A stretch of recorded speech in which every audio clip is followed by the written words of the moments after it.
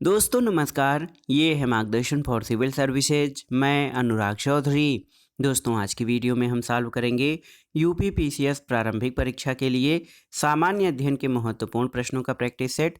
दोस्तों ये प्रश्न उत्तर प्रदेश लोक सेवा आयोग द्वारा आयोजित किए जाने वाले अन्य परीक्षाओं जैसे आरओ एआरओ यानी समीक्षा अधिकारी, सहायक समीक्षा अधिकारी, गवर्नमेंट इंटर कॉलेज प्रवक्ता, गवर्नमेंट डिग्री कॉलेज और एलटी ग्रेड आदि परीक्षाओं के सामान्य अध्ययन खंड के लिए बहुत ही उपयोगी है। तो आइए शुरू करते हैं यूपी पीसीएस प्रारंभिक परीक्षा के लिए सामान्य अध्ययन के महत्वपूर्ण प्रश्नों का प्रैक्टिस सेट। पहला प्रश्न है दोस्तों, मुगल सम्राट जहांगीर ने किसे इंग्लिश खान की उपाधि दी थी? ऑप्शन देखिए, Albuquerque, Francisco de Almeida, William Hawkins या हेनरी द नेविगेटर को। तो सही उत्तर क्या है? सही उत्तर विलियम हॉकिंस। दोस्तों 1608 में विलियम हॉकिंस को अंग्रेज कंपनी के लिए व्यापारिक सुविधाएं प्राप्त करने के लिए मुगल सम्राट जहांगीर के पास राजदूत बनाकर भेजा गया था। जहांगीर ने उसे 400 का मनसब और इंग्लिश खान की उपाधि दी थी। अगला प्रश्न है दोस्तों, निम्नलिखित में से किस किले का निर्माण अकबर के राज्यकाल में नहीं कराया गया था? देखिए, दिल्ली का लाल किला, आगरा का किला, इलाहाबाद का किला और लाहौर का किला। तो सही उत्तर क्या हो जाएगा? दिल्ली का लाल किला। आप जान लीजिए दोस्तों, दिल्ली का लाल किला अकबर के राज्यकाल में नहीं बल्कि शाहजहां के द्वारा इसका निर्माण कराया गया था। दोस्तों शाहजहां ने अपनी नई राजधानी 1648 में दिल्ली के शाहजहानाबाद में एक चतुर्भुजकार आकार का किला बनवाया, जो लाल बलुआ पत्थर से निर्मित होने के कारण लाल किला के नाम से प्रसिद्ध हुआ। और 1 करोड़ की लागत से बनने वाला लाल किला हमीद अहमद नामक शिल्पकार की देखरेख में संपन्न हुआ था। अगला प्रश्न है दोस्तों, कामागाटा मारू क्या था? तो ये एक जहाज था। ऑप्शन सी सही उत्तर हो जाएगा। कामागाटा मारू एक समुद्री जहाज था जिसे भारतीय मूल के व्यापारी गुरदीप सिंह ने किराए पर लेकर 376 यात्रियों के साथ कनाडा के वैंकूवर की ओर प्रस्थान किया था, लेकिन कनाडा में इसके प्रवेश पर रोक लगा दी गई थी। अगला प्रश्न आसान सा है कि 1946 के कैबिनेट मिशन का नेतृत्व किसने किया था? तो आप जान लीजिए, सर पैथिक लॉरेंस ने। 14 मार्च 1946 को ब्रिटेन के प्रधानमंत्री क्लीमेंट एटली ने हाउस ऑफ कॉमन्स में ये घोषणा की कि भारतीयों को स्वतंत्रता पाने का अधिकार है। इसके लिए उन्होंने कैबिनेट मंत्रियों का एक 3 सदस्यीय मिशन, जिसके सदस्य स्टीफर्ड क्रिप्स, पैथिक लॉरेंस और एबी अलेक्जेंडर थे, इसे कैबिनेट मिशन कहा जाता है। इसको मार्च 1946 में भारत मिशन के अध्यक्ष लॉर्ड पैथिक लॉरेंस के नेतृत्व में भेजा था और इस मिशन ने भारत में तत्काल एक अंतरिम सरकार की स्थापना और संविधान सभा के गठन और संविधान के निर्माण के लिए एक योजना प्रस्तुत की थी।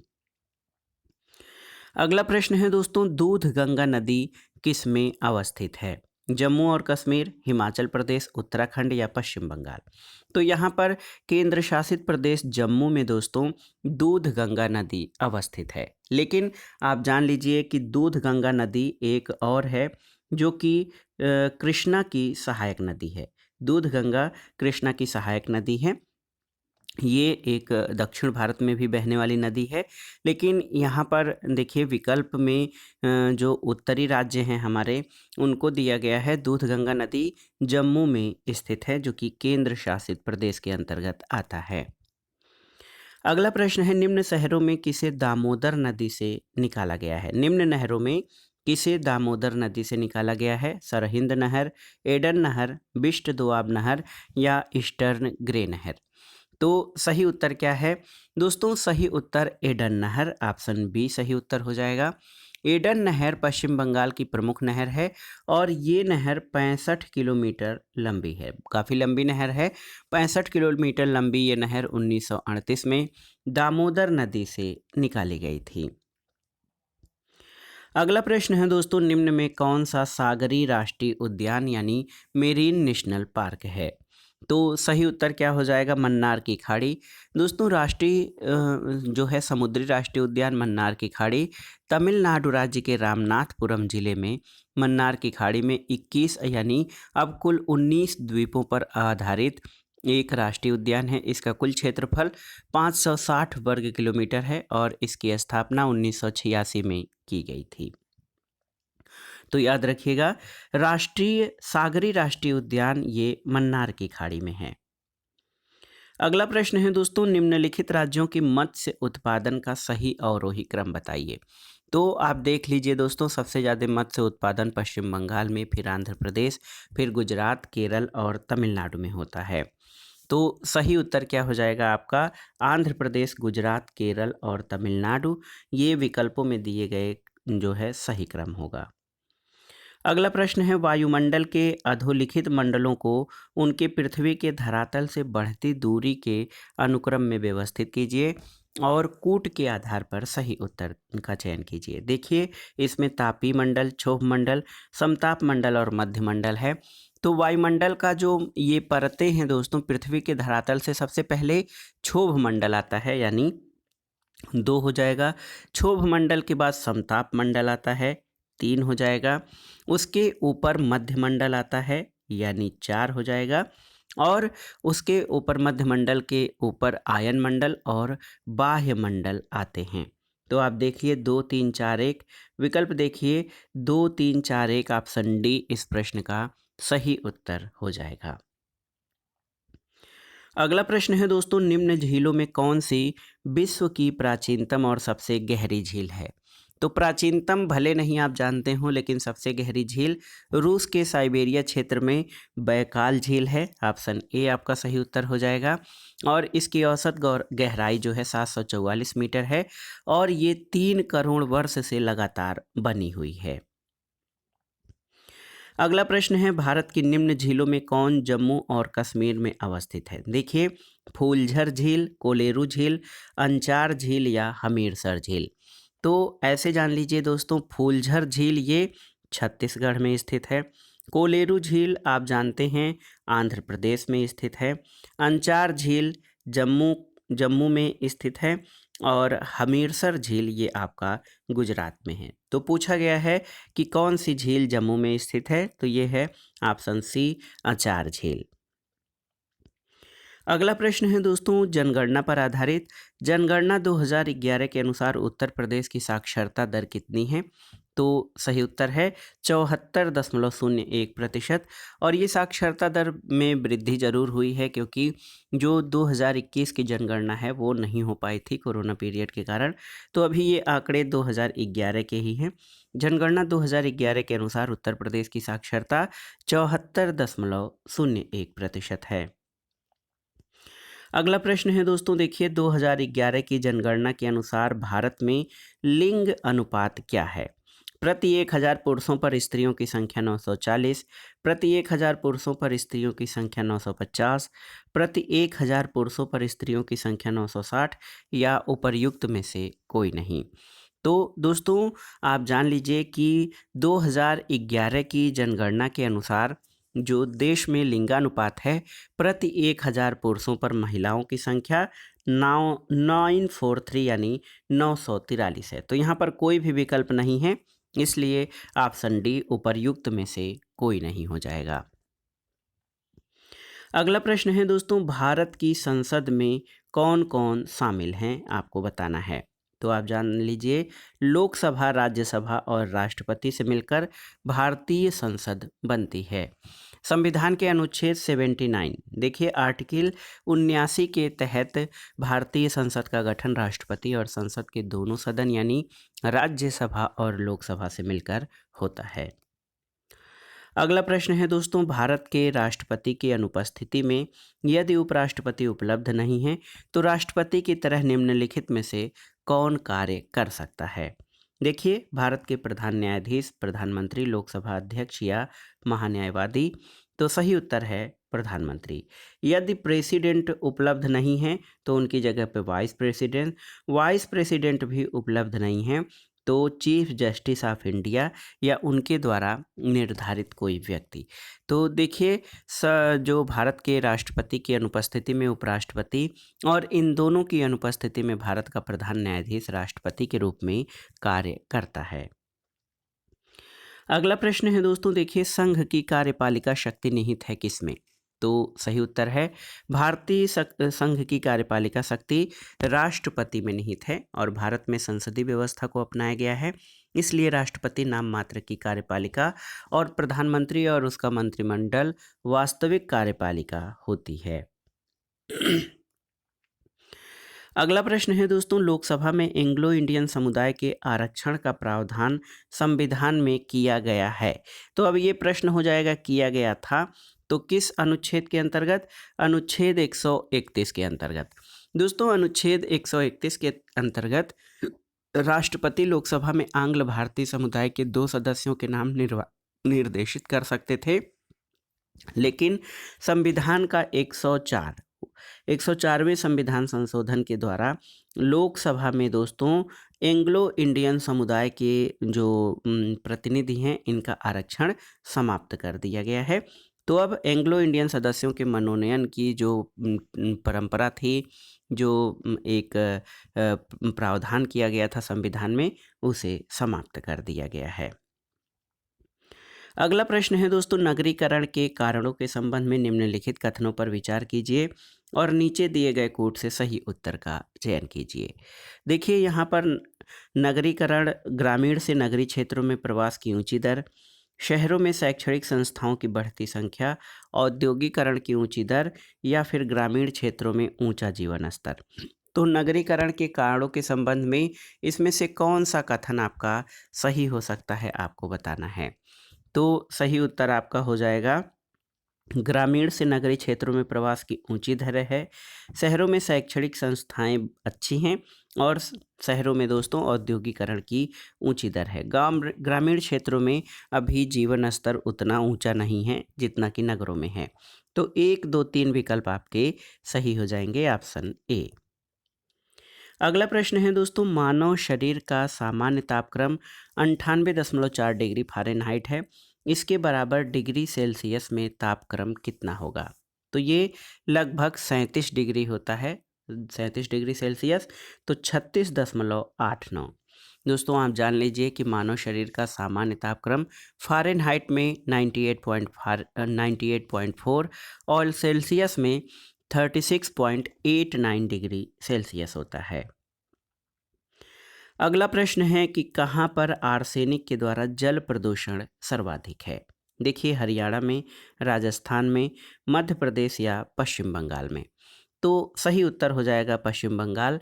दोस्तों आर्सेनिक या संखिया के द्वारा जल प्रदूषण पश्चिम बंगाल के 7 जिलों में सर्वाधिक है, और यहाँ पर जल में आर्सेनिक की मात्रा 0.05 मिलीग्राम प्रति लीटर से अधिक पाई गई है। आर्सेनिक से ब्लैकफुट नामक रोग होता है। आर्सेनिक पश्चिम बंगाल में गहरे जल स्रोतों में सर्वाधिक मात्रा में पाया जाता है, और इससे विभिन्न प्रकार की हड्डी और त्वचा संबंधी बीमारियां फैलती हैं। अगला प्रश्न है दोस्तों, आकाश का रंग नीला किसके कारण होता है, आपको बताना है। देखिए प्रकाश के प्रकीर्णन के कारण, प्रकाश के परिक्षेपण के कारण, प्रकाश के व्यतिकरण, या सूर्य द्वारा नीले प्रकाश का अन्य रंगों की तुलना में अधिक उत्सर्जन के कारण। तो आप जान लीजिए दोस्तों, आकाश का नीला रंग जो है ये प्रकाश के प्रकीर्णन के कारण होता है। और आप जान लीजिए कि प्रकीर्णन तरंग दैर्घ्य के व्युत्क्रमानुपाती होता है। बैंगनी और नीले रंग का तरंग दैर्घ्य कम होता है, इसलिए उनका प्रकीर्णन अधिक होगा, और इसी कारण आकाश का रंग नीला दिखाई पड़ता है।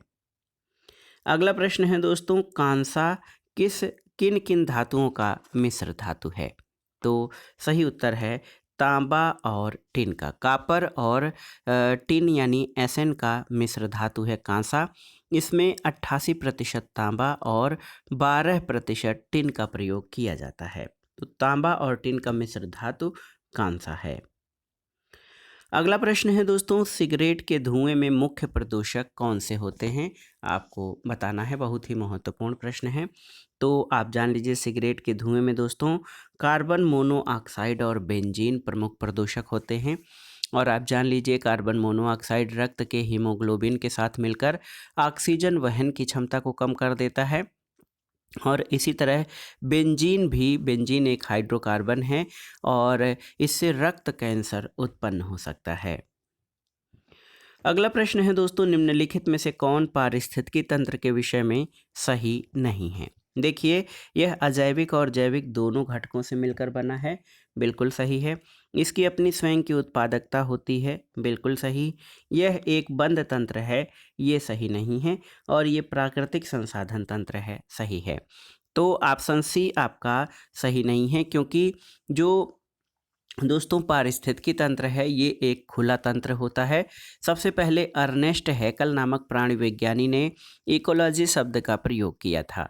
पारिस्थितिकी तंत्र में जैविक अजैविक घटक, पोषण स्तर, ऊर्जा प्रवाह, भू रासायनिक चक्र, प्रकाश संश्लेषण, आहार श्रृंखला, खाद्य जाल, उत्पादकता, स्थिरता, बायोम, पर्यावरण अवनयन, असंतुलन, आपदाएं, प्रदूषण और पर्यावरण प्रबंधन आदि का अध्ययन किया जाता है। ये एक खुला तंत्र है, न कि बंद तंत्र। अगला प्रश्न है, कौन जल प्रवणता जल की लवणता प्रवणता को दर्शाता है? उसको एक शब्द में या जो है वैज्ञानिक शब्दावली में उसको क्या कहा जाता है? तो सही उत्तर हो जाएगा, जल की लवणता प्रवणता को दर्शाने के लिए हेक्लोक्लाइन का प्रयोग किया जाता है।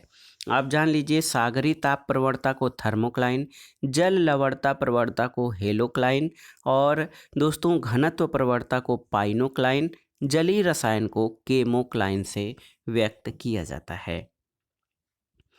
अगला प्रश्न है, भारत में गिद्धों की कमी का प्रमुख कारण क्या है? विषाणु संक्रमण, जीवाणु संक्रमण, जानवरों को दर्द निवारक देना या जानवरों को एस्ट्रोजन इंजेक्शन देना?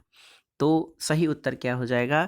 जानवरों को दर्द निवारक देना। दोस्तों भारत में गिद्धों की कुल 9 प्रजातियां पाई जाती हैं, जिनमें से बंगाल का गिद्ध सर्वाधिक मात्रा में पाया जाता है। 1992 से 2007 तक इनकी संख्या बहुत अधिक घट गई और अब ये घोर संकटग्रस्त जाति में पहुंच गया है। इसका मूल कारण पशुओं को दिया जाने वाला डाइक्लोफेनेक दवा है, जो कि पशुओं के जोड़ों के दर्द को मिटाने के काम आती है। जब ये दवाई खाया हुआ पशु मर जाता है, उसको गिद्ध खाता है, तो उसके गुर्दे बंद हो जाते हैं और वह मर जाता है। अगले प्रश्न पर आते हैं, निम्नलिखित में से कौन सही सुमेलित नहीं है? प्रथम विश्व जलवायु सम्मेलन 1979 सही सुमेलित है। प्रथम पृथ्वी शिखर सम्मेलन में एजेंडा 21 बिल्कुल सही। पृथ्वी शिखर सम्मेलन +5 ये 1997 और कार्बन व्यापार मॉन्ट्रियल प्रोटोकॉल, तो ये आपका गलत है, क्योंकि कार्बन व्यापार या कार्बन क्रेडिट की अवधारणा ये दोस्तों क्योटो प्रोटोकॉल से उत्पन्न हुई है। अगला प्रश्न है, प्रश्न संख्या 28, भारत में तेल की कीमतों का निर्धारण कौन करता है? वित्त मंत्रालय, संबंधित राज्य सरकार, पेट्रोलियम मंत्रालय या तेल कंपनियां? तो सही उत्तर है, भारत में तेल कीमतों का निर्धारण भारतीय तेल कंपनियां करती हैं, जो अंतर्राष्ट्रीय तेल बाजार के आधार पर इसका मूल्य विनिश्चित करती हैं। अगला प्रश्न, एक महत्वपूर्ण तिथि आपसे पूछा गया है, 19 नवंबर किस दिवस के रूप में मनाया जाता है? विश्व हरित दिवस, विश्व निर्धनता दिवस, विश्व शौचालय दिवस या विश्व स्वच्छ जल दिवस? तो सही उत्तर हो जाएगा विश्व शौचालय दिवस 19 नवंबर को मनाया जाता है। अगला प्रश्न है दोस्तों, नालंदा परियोजना किस मंत्रालय की परियोजना है? देखिए, संस्कृति मंत्रालय, मानव संसाधन विकास मंत्रालय, अल्पसंख्यक मामले या विदेश मंत्रालय? तो सही उत्तर है अल्पसंख्यक मामले। दोस्तों नालंदा परियोजना जो है ये 4 मार्च 2014 को लॉन्च की गई थी और अल्पसंख्यक मामलों के मंत्रालय ने अल्पसंख्यकों के उच्च शिक्षण से संबंधित नालंदा परियोजना का शुभारंभ किया। ये परियोजना अल्पसंख्यक मामलों के मंत्रालय का एक अभिनव संकाय विकास कार्यक्रम है। इसकी शुरुआत अलीगढ़ मुस्लिम विश्वविद्यालय से की गई है। तो याद रखिएगा, नालंदा परियोजना अल्पसंख्यक जो है मामलों के मंत्रालय से संबंधित है। तो दोस्तों ये था आज का वीडियो। उत्तर प्रदेश लोक सेवा आयोग, अधीनस्थ सेवा चयन आयोग तथा अन्य परीक्षा आयोगों द्वारा आयोजित किए जाने वाले सामान्य ज्ञान और सामान्य अध्ययन के लिए बहुत ही उपयोगी और महत्वपूर्ण प्रश्नों का प्रैक्टिस सेट था, जो विशेष रूप से उत्तर प्रदेश लोक सेवा आयोग द्वारा आयोजित किए जाने वाले परीक्षाओं के लिए बहुत ही उपयोगी है। आप इन प्रश्नों को तैयार कर लीजिएगा। वीडियो आपको कैसा लगा और ये प्रैक्टिस सेट आपकी तैयारी में कितना मददगार हो रहा है, हमें कमेंट बॉक्स में ज़रूर बताइएगा। वीडियो को लाइक करें, शेयर करें और इस चैनल मार्गदर्शन फॉर सिविल सर्विसेज को सब्सक्राइब करें। वीडियो देखने के लिए धन्यवाद दोस्तों। नमस्कार।